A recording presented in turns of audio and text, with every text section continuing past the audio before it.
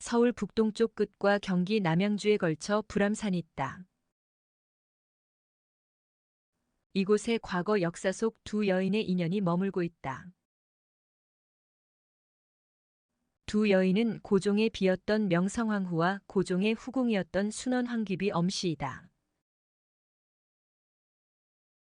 인연의 시작에 만남이 있다. 엄씨는 명성황후의 시위 상궁으로 인연을 맺었다. 엄씨는 성격이 포근했다. 두둑한 배짱 재치와 지략도 있었다. 고종의 승은을 입었다. 그러나 이 사실을 알게 된 명성황후의 분노를 샀다. 엄씨는 목숨만을 건진 채 궁 밖으로 쫓겨났다. 그리고 10년 뒤 명성황후 시해 사건은 엄씨 인생에서 최대 전환점이 되었다. 그렇다면 불암산 이곳에 두 여인의 흔적과 인연이 남아있는 사연은 무엇일까? 소소한 역사 이야기와 함께 불암산에 올라보자.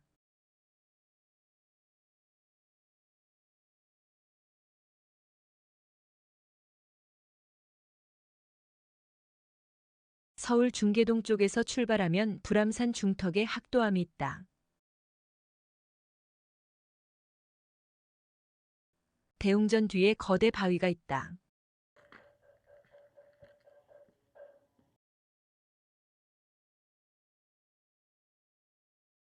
앞에 서면 크기에 압도당한다. 바위에는 관음보살상이 새겨져 있다.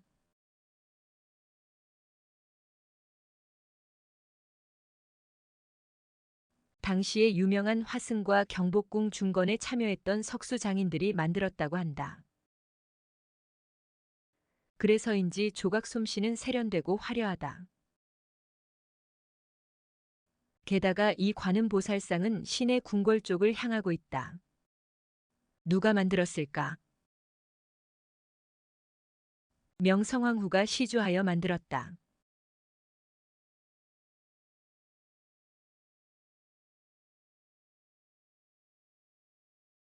명성황후는 운영궁에서 고종과 결혼했다.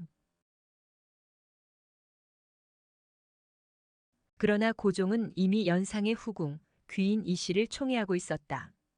결혼했지만 고종과 서먹했다. 결혼 2년 뒤 귀인 이씨가 아들 완화군을 낳았다.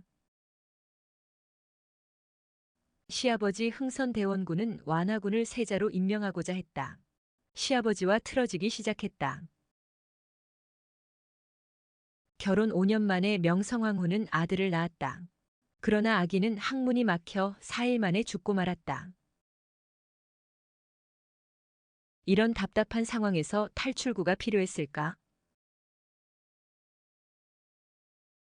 명성황후는 학도암의 거대 바위에 불상을 새겼다. 먼저 죽은 아기의 명복을 빌었을 것으로 보인다.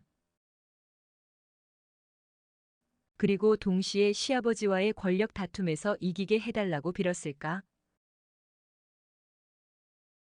불상 조성 1년 후에는 흥선대원군이 권력에서 물러났다. 10년 만에 고종이 친정하게 되었다. 불상 조성 2년 후에는 원하던 아들도 얻었다. 순종이었다. 이듬해 2월에 세자로 책봉되었다. 불상 조성으로 명성황후의 염원이 이루어진 듯 했다. 하지만 불상 조성 23년 뒤 명성황후는 일본인들에게 시해당하고 말았다.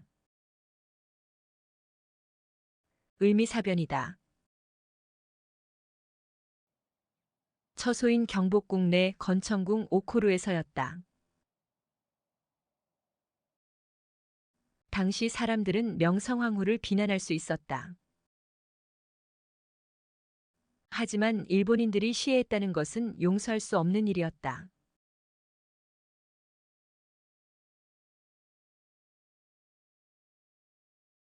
서울 동대문구 청량리에 영유원이 있다.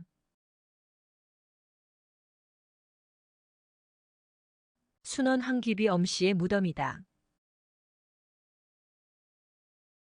엄씨는 상궁에서 귀비로 최종적으로 황귀비까지 올랐다. 엄씨는 원래 명성황후 옆에서 시중 들던 시위 상궁이었다. 명성황후와의 첫 인연이었다. 명성황후가 죽자 고종도 일제에 의해 독살될 것을 두려워했다. 명성황후가 죽은 지 5일 만에 고종은 엄씨를 궁으로 불러들였다. 10년 만에 궁궐 복귀였다. 엄씨는 불암사를 찾았다. 불암사는 학도암 반대편에 있다. 엄씨는 고종의 명으로 불암사의 불화를 시주했다. 명성황후가 죽은 지 3개월 뒤였다. 불화는 왕실의 만수무강과 함께 죽은 명성황후의 극락왕생을 기원하고 있다. 이때 명성황후에 대한 엄씨의 원망은 연민으로 바뀌지 않았을까. 그리고 죽으면 권력도 다 부질없는 것이라는 것을 느끼지 않았을까.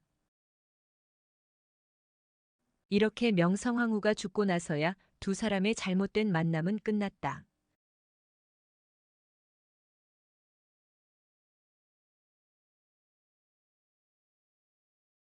덕수궁 뒤에 구 러시아 공사관이 있다.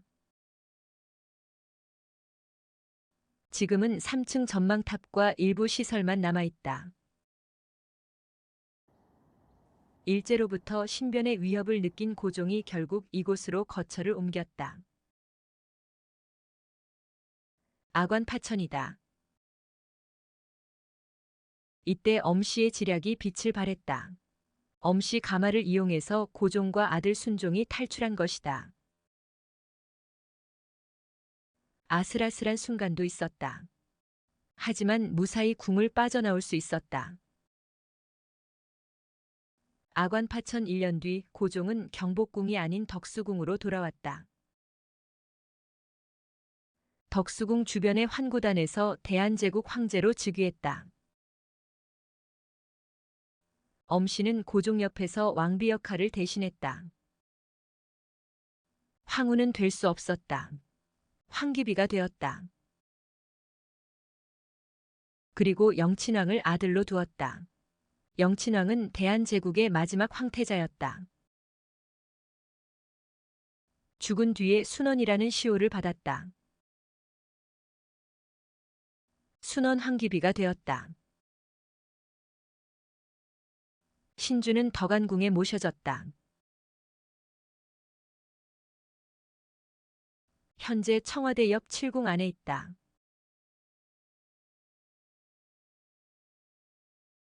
만남의 초기에 명성황후와는 좋지 못한 인연인 듯 했다. 하지만 결과적으로는 좋은 인연이 된 것은 아니었을까?